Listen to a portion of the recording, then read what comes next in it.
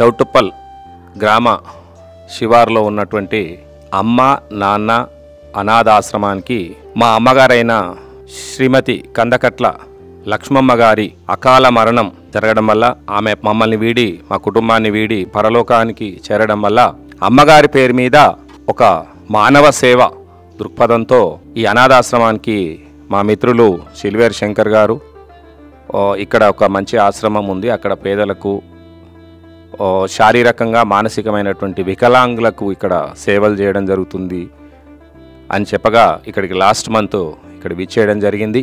శ్రీ గట్టు శంకర్ గారి ద్వారా వ్యవస్థాపకులు ఎవరైతే గట్టు శంకర్ గారు ఉన్నారో వారి ద్వారా స్థాపించబడినటువంటి ఈ ఆశ్రమంలో సేవ చేసుకునేటువంటి భాగ్యము బాధ్యత శ్రీ గట్టు శంకర్ గారు తీసుకొని ఒక సంకల్పంతో వారి యొక్క బృందాన్ని టీంని ఏర్పాటు చేసుకొని వారికి ఉన్నటువంటి రుగ్మత మానసిక శారీరక రుగ్మతలను నయం చేసి వారికి నయమైన తర్వాత వారి స్వగ్రామాలకు వారి యొక్క స్వకుటుంబాలకు పంపించే ప్రయత్నంలో గతంలో సుమారుగా 4000 కుటుంబాలకు వారి యొక్క తల్లిదండ్రులను అనుకోండి, వారి యొక్క అక్క చెల్లెలను అనుకోండి, ఇక్కడ ఎవరైతే ట్రీట్మెంట్ తీసుకొని బాగుపడ్డారో వాళ్ళందరినీ కూడా వారి స్వగ్రామాలకు పంపించినటువంటి ఘనత శ్రీ గట్టు శంకర్ గారు స్థాపించినటువంటి అమ్మా నాన్న అనాథ ఆశ్రమానికి క్రెడిట్ చెందింది.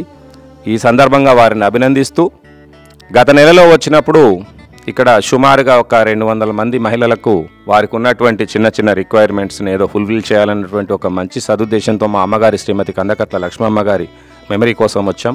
ఆ రోజు వచ్చినప్పుడు శ్రీ గట్టు శంకర్ గారు చెప్పారు ఇక్కడ సుమారుగా 800 మంది నివాసం ఉంటున్నారు, వారికి కొన్ని వసతులు వస్త్రాలు అవసరమని చెప్పారు. ఆ సందర్భంగా మా చిన్ననాటి మిత్రుడైన సిల్వేర్ శంకర్ గారి ద్వారా ఒక ఫ్యాక్టరీలో ఆర్డర్ ఇప్పించి సుమారుగా 500 వస్త్రాలు నైటీలు మహిళలకు, అలాగే వారికి సేవనందిస్తున్నటువంటి ఇక్కడ ఉన్నటువంటి స్టాఫ్ ఎస్పెషల్లీగా ఎక్కువ మంది ఇక్కడ మహిళలే ఉన్నారు, ఆ మహిళలకు కూడా సుమారుగా ఒక 45-50 మందికి ఈ దివాళీ సందర్భంగా వాళ్ళకు కూడా చీరలు ఇది చేద్దామనే ఉద్దేశంలో ఈ కార్యక్రమం ఈరోజు నిర్వహిస్తున్నాం.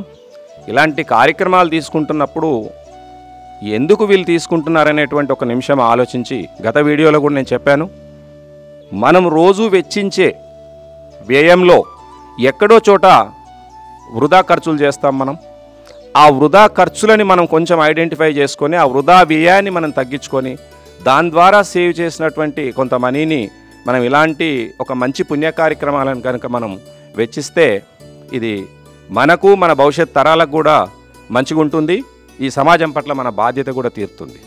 అలాగే శ్రీ గట్టు శంకర్ గారు ఒక మానవ సేవే కాదు, నేను మాధవ సేవ కూడా చేయగలనని చెప్పి ఈ ఆశ్రమం ముందులేనే 12 జ్యోతిర్లింగాలతో ఒక మహా అద్భుతమైనటువంటి టెంపుల్ నిర్మించడం జరుగుతుంది. కాబట్టి దాంట్లో కూడా ఆ భగవంతుని యొక్క సేవ చేసుకునే అవకాశం ఉంది. కాబట్టి ఆ మాధవ సేవకు సంబంధించినటువంటి దాంట్లో కూడా కొన్ని వసతుల రిక్వైర్మెంట్ ఏదో ఉందని మా నోటీస్కి వచ్చింది. భవిష్యత్తులో ఈ యొక్క వీడియో చూసినటువంటి ఎవరైనా సరే దీని కింద కాంటాక్ట్ నెంబర్స్ ఇవ్వడం జరుగుతుంది. కాబట్టి మీరు ఎవరైనా డైరెక్ట్ సంప్రదించి మానవ సేవ అనుకున్నప్పుడు అమ్మా నాన్న అనాథాశ్రమాన్ని గుర్తుపెట్టుకోండి.